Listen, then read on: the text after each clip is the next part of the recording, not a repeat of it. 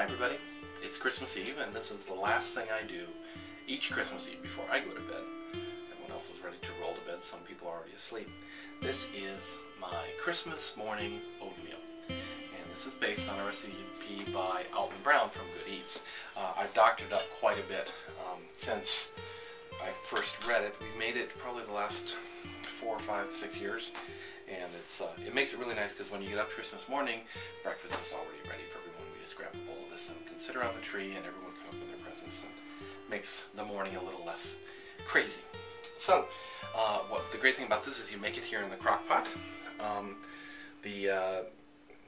Obviously we'll turn this on before I go to bed tonight. It'll cook about, well, depending on what time Joe gets up, it'll cook somewhere between 6 and 7 hours on low. What we start with is one cup stone cut oats, and these are not your rolled oats, although you could probably use those as not like the Quaker oats, but Irish oats. They're cut. They're also called pinhead oats, but they're cut rather than rolled. Anyway, so 1 cup of oats into the thing. Great thing about crockpot cooking, of course, is you dump it all in and it's done. Now we're going to do. Alton Brown's recipe calls for 4 cups of water. I like it a little richer, so what I do is I do 2 cups of milk. And watch out, Joe, I'm going to get 2 cups of water here.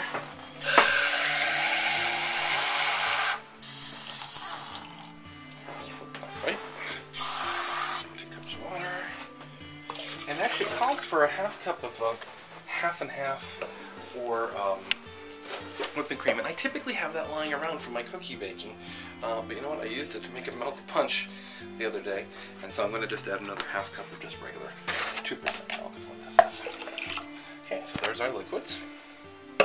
Okay, and now we're going to add, this is one of my additions, which was a cup each of dry blueberries, and this looks to be about a cup, let's see. Almost exactly a cup, so that whole thing is going to go in. Everything goes in. And this happened just by accident one Christmas. I happened to have some dried cranberries left over from some recipe or something lying around. The cranberry berry cookies that you made for Mom last year. Did we? We made cranberry? Yep, those. Oh, I did make there were some cranberry, raisin, blueberry muffins. And another cup of those. Maybe a little bit to grow on that. Then we do,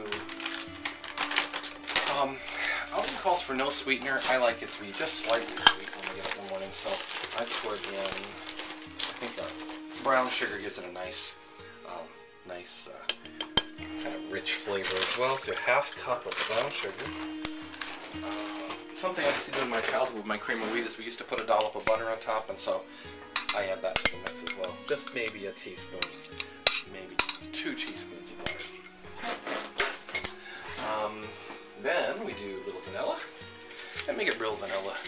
Don't use imitation vanilla. Life's too short for imitation vanilla, as they say. About a teaspoon. And then typical pumpkin pie spices. And the fact is I add these to a lot of recipes over the years. And I think we're going to do a half teaspoon of each. Just something to give it a little bit of flavor. This is cinnamon.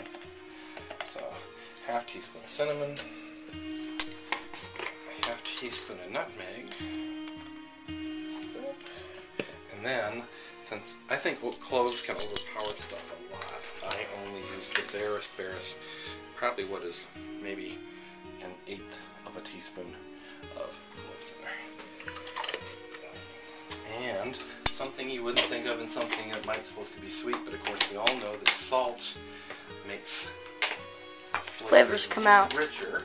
So I'm going to have to go find the salt again. It's on the kitchen table. My salt tends to disappear in the kitchen table. Probably because it's the only thing that anyone else in the family uses. I just say, about a half teaspoon of salt as well. And these are all ratios I just kind of guessed at the first time I made it, and they seem to work pretty well.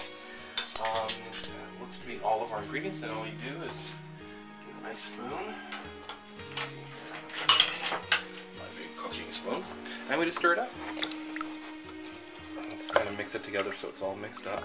Make sure the sugar gets broken up Don't you wish we had smell-o-vision Yeah, for all the viewers at home? Smell-o-vision would be nice for the. Well, I tell you what, this really smells nice when you wake up Christmas morning and it smells like It Christmas. fills the entire house. It does, and that's very nice.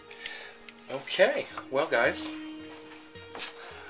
that's it for us. It's about almost 11 o'clock Christmas Eve. We've made our oatmeal for the morning, and it's time for bed. So, have a very Merry Christmas.